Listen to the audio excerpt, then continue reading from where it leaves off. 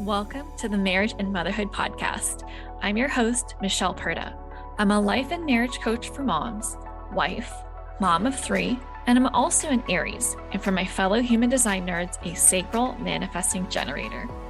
This podcast is for women who want to be happier in their marriage as they navigate their journey through motherhood, even if you're like me and you weren't shown how while growing up. Inside, we're going to be talking about breaking generational cycles when it comes to how to handle conflict in healthy ways, redefining motherhood your way, and prioritizing your well-being, because here, we believe that women don't have to sacrifice their happiness to be a great mom.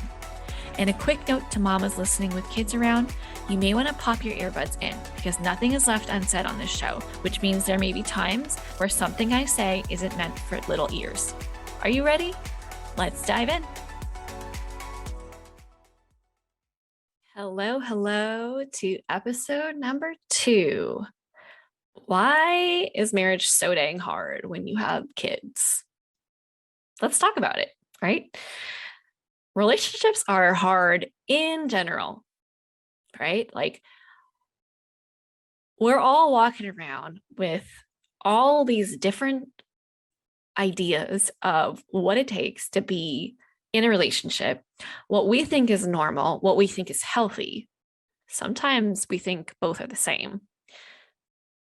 More on that later, right? So we grow up with our parents' marriage being the prime example of what we think it means to be in a relationship, right?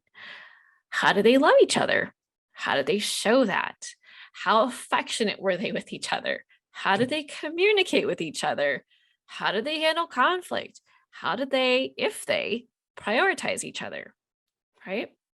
And then how do they communicate with you? How do they handle conflict with you? How did they react to you when you were expressing your emotions? Like when you were crying a lot, when you're angry, when you're frustrated, when you're happy. Were you even allowed to express your emotions, right? Personally, my parents were not comfortable with emotion. And I feel like that's really common from parents who are immigrants, right? And that's why breaking generational trauma is so important to me, because our emotions are so full of life lessons, full of awareness. And if we really took the time to understand them, to allow ourselves to express ourselves fully, we have everything we need. But as kids, if your parents are not comfortable with their own emotions, and maybe their parents didn't allow for them to express their emotions fully beyond, smiling and laughing and being the obedient child, then naturally they're going to feel triggered when their kids or someone else exhibits these like intense emotions. And so I don't blame my parents at all whatsoever. They did their best given what they knew and what they were equipped with. And so I'm coming from this place of like, I didn't grow up knowing how to process my emotions, knowing how to, deal with my emotions in a healthy way. And because of that, I would explode anytime I got angry, right? I would blame, I would be passive aggressive, I would be critical, all the things that are not very pleasant to be around when someone's angry. And so I'm in this space where it's like, well, I don't know how to do this. This is just what I do. This is what I witness. So this is what I do. But I have kids now. And I don't want that for them. I want to be able to handle their emotions. I want to be able to hold space for their experience, because anger and sadness is just as normal as happiness and joy, as is grief and guilt and shame. It's all normal. And because of our upbringing, that's what really causes us to avoid certain ones, to suppress certain ones, and then highlight other ones, right? And this is why social media is a little bit dangerous, right? We all hear like, oh, social media is like just the highlight of people's lives. And it's so true because not everyone is open to sharing their vulnerabilities, to be real and say, hey, life sucks sometimes. And right now I'm going through it, or right now I'm doing healing work, right? And I want to create this space where we all feel safe to do that because if you're here, you're likely also trying to break the generational cycle of allowing your kids to really be them so that when they're older, they're not like us and they're like, I have so much shit to work through. And it's impacted so much of my life. And it's impacting how I'm a mother. It's impacting how I show up as a wife. It's impacting how I feel confident to try new things. And it's impacting my work, et cetera, right? And so we're in this space where we're like caught in the middle where we don't know where to go. We don't know what to do, but we know we want different, right? And so all of that plays a part in why relationships are hard, right? So, what was your perspective on your parents' relationship while growing up? Did you categorize what they did as normal? Did you like it? Or did you vow to do things vastly different because it was like, this is all kinds of messed up and I know I don't want to repeat this, right? We're all a reaction to how we were brought up, even in motherhood, right? Like, oh, I'm never going to do that. I'm never going to talk to my kids like that. I'm never going to spank them. I'm never this, I'm never that. Or, ooh, I definitely want to repeat that. I loved that experience, right? We're all a reaction to what we experienced. It's all feedback, right? So, as you can see, all of this is just like the tip of the iceberg.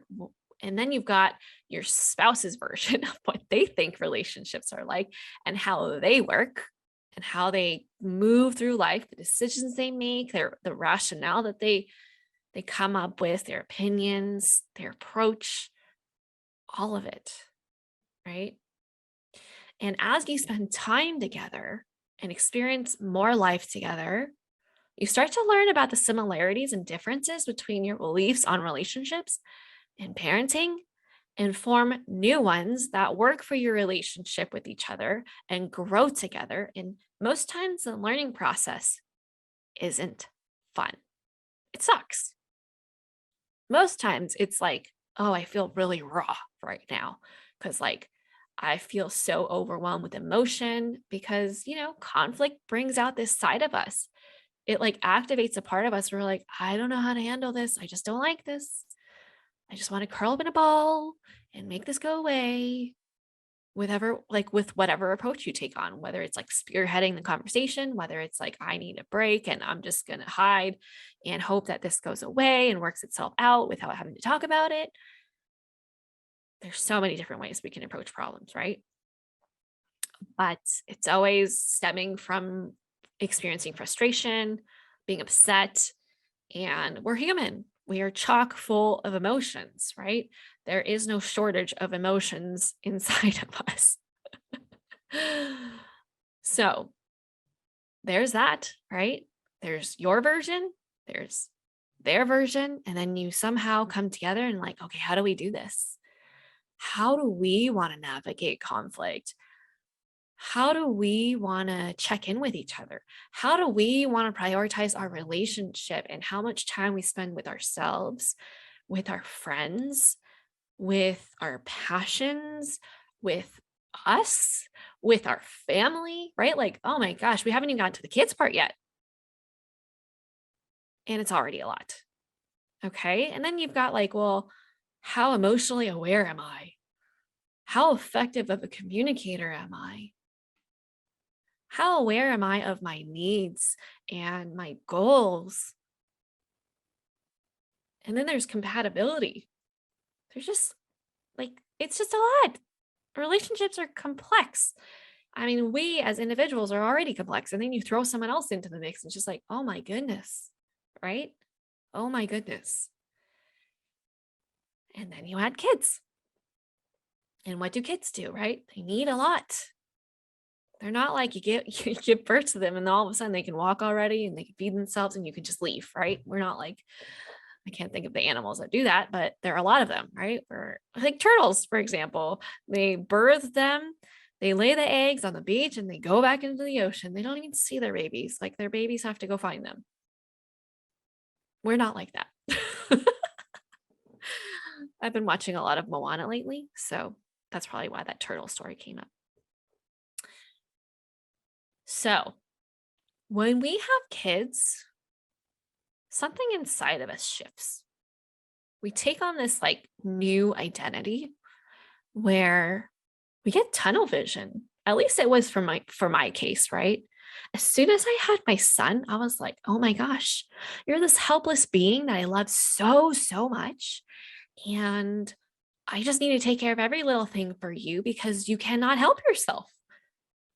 And this is my responsibility. And so I'm going to give up parts of myself unknowingly to take care of you, to raise you how I feel like you should be raised, right? I stopped brushing my hair.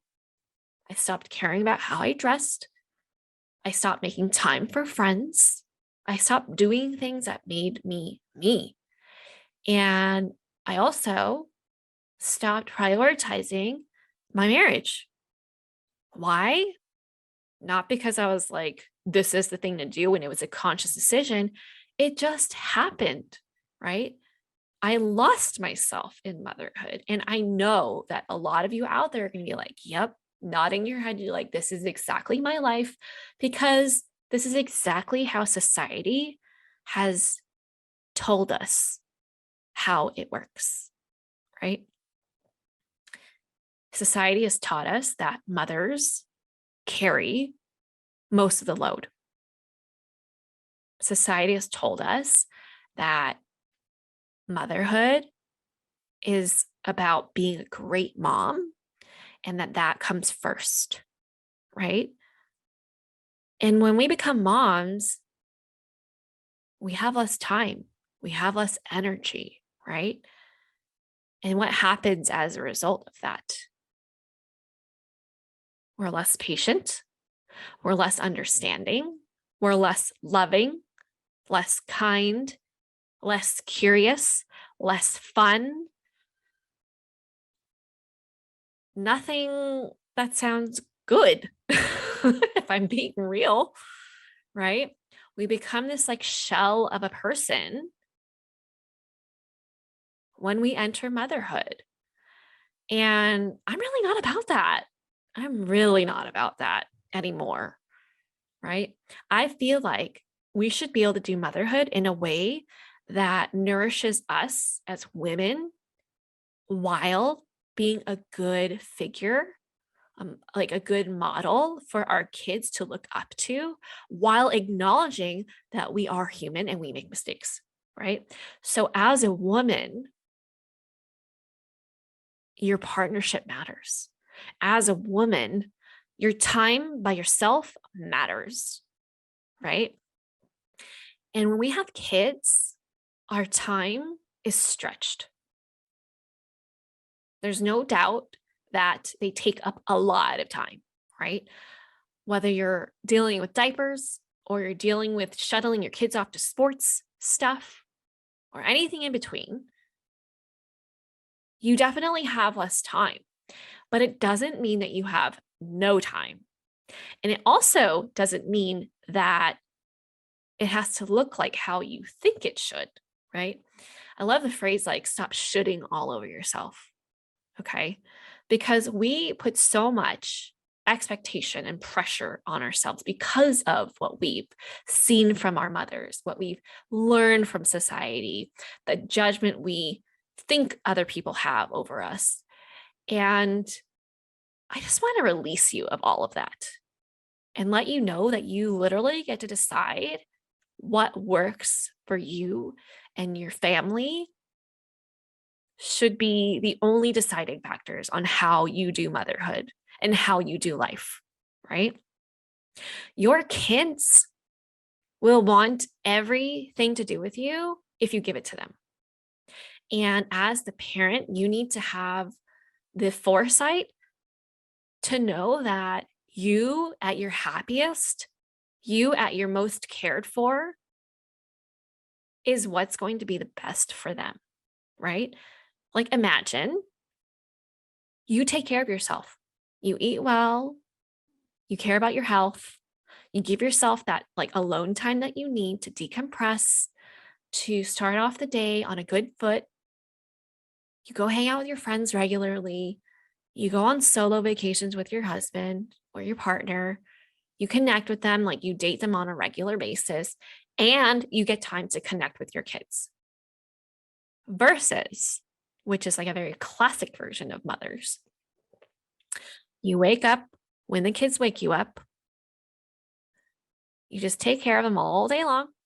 And then at the end of the night, when they're in bed, you sit there tired as hell, binge watching Netflix, scrolling on your phone through Instagram. And then you go to bed. And then rinse and repeat. And then come the weekend, you center the weekend around them, what they want to do. They go to bed. You undo the exhaustion, air quotes, undo the exhaustion by, again, doing things that don't fulfill you, doing things that are just you really just trying to stay up just to say that you got your time in. But at the end of the night, you're just exhausted, dreading the next day to begin again, not feeling connected with your spouse, and just over motherhood. You love them, but you're also over it, right? And so relationships are hard when you have kids because of a lack of prioritization. I'm going to say that again. Relationships are hard with kids because of a lack of prioritization. We are taught to prioritize our children, right? When really you should be prioritizing yourself. What makes you the best you? That's what's going to make you the best mom, the best partner, and for you to love yourself the most.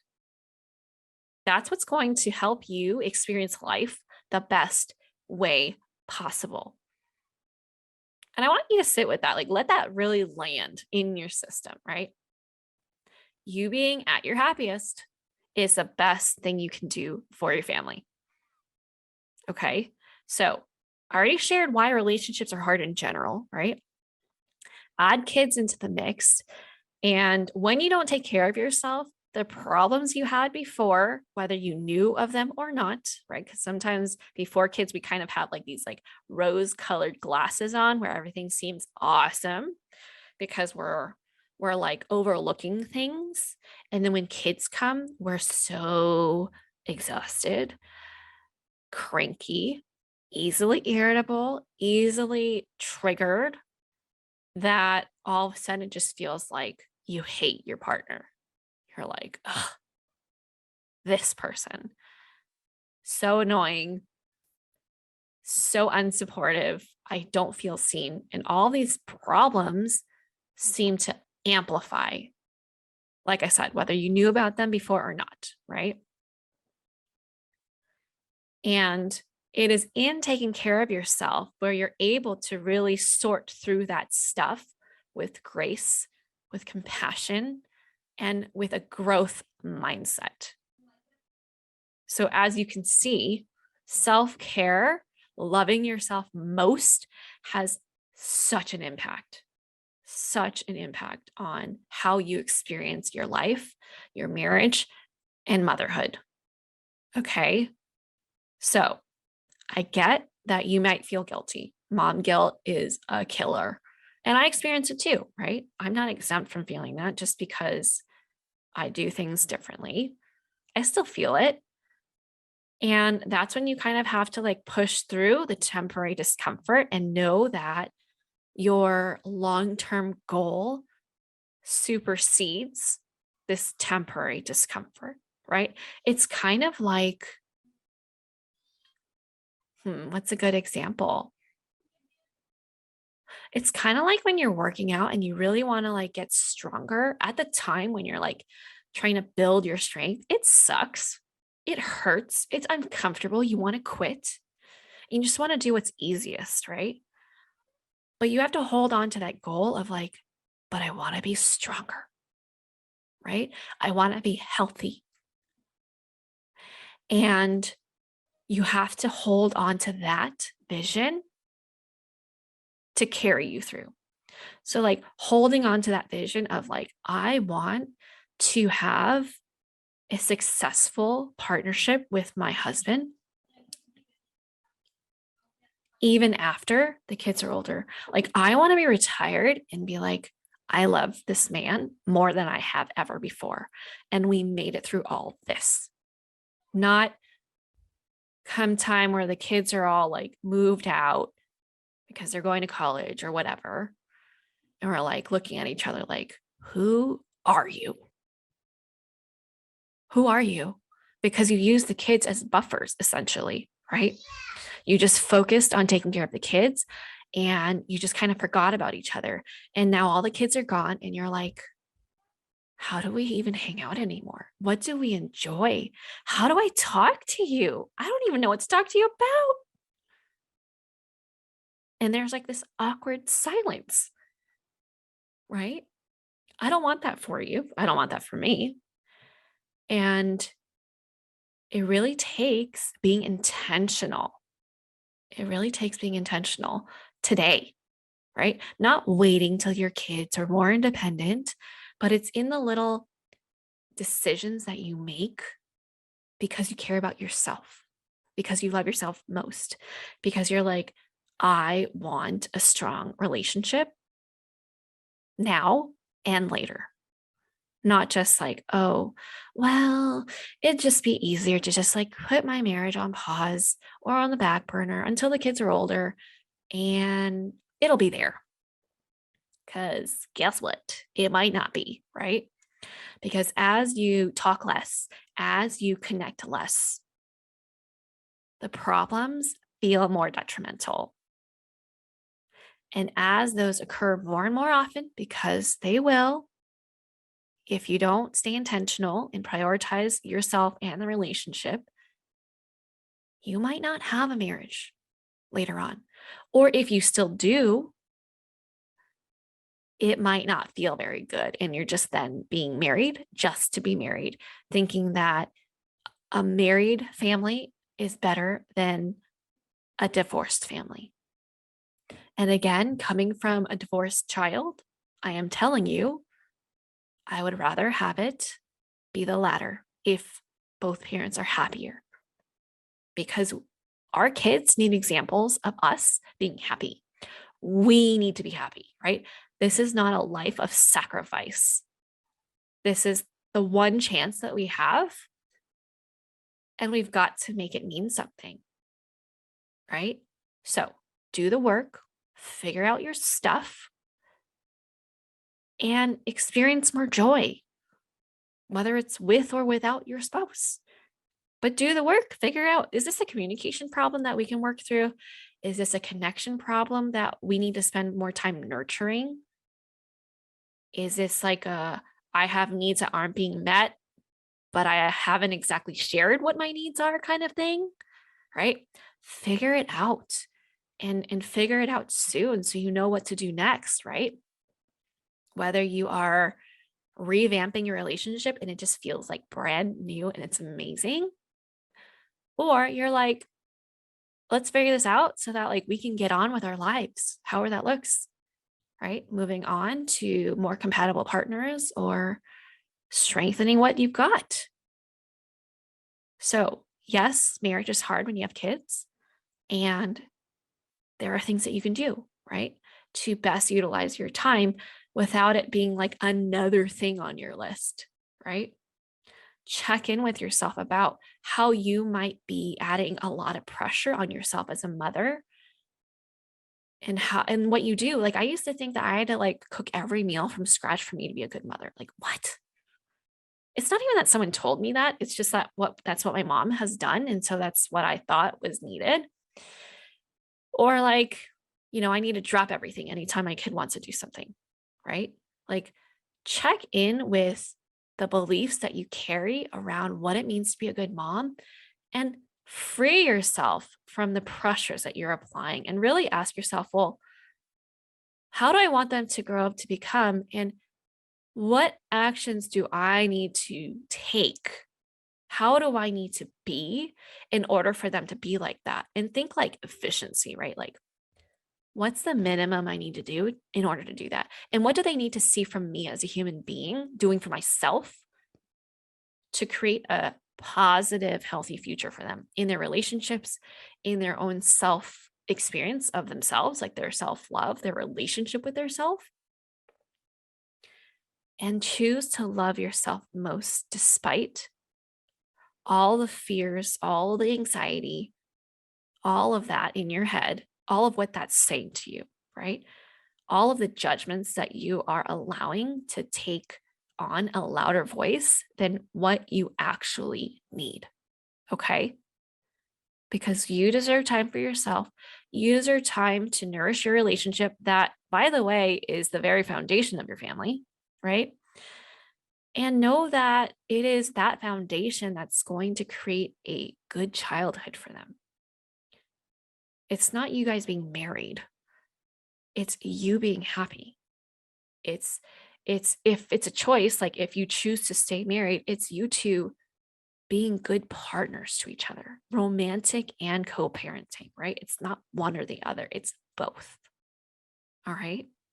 So that's why marriage is so dang hard with kids, and know that I got your back. So I hope you keep listening because I will have future episodes to support you through this, and know that you're not alone. It's totally normal for your relationship to take a hit when you have kids, but know that you get to hit the timeout button and get more intentional about how you show up because they're watching and you can grow from this, right? Even if you don't know what to do, you weren't taught how from your parents, it's okay. There are so many resources out there like this podcast, like my Instagram, like me, that are here to support you in having the relationship that you deserve with yourself, with your kids, and with your spouse. So don't be shy, do the work because you deserve all the happiness in the world. Even if it's challenging sometimes, it is so, so well worth it because whatever you learn from this relationship, you can continue growing off of that. Or if you decide to not be together anymore, you can apply that to your next relationship and have an even better, healthier relationship there. So that's all I got for you today. I hope that you are experiencing a lot more grace and compassion towards yourself because, as you can see, this is not all us, right?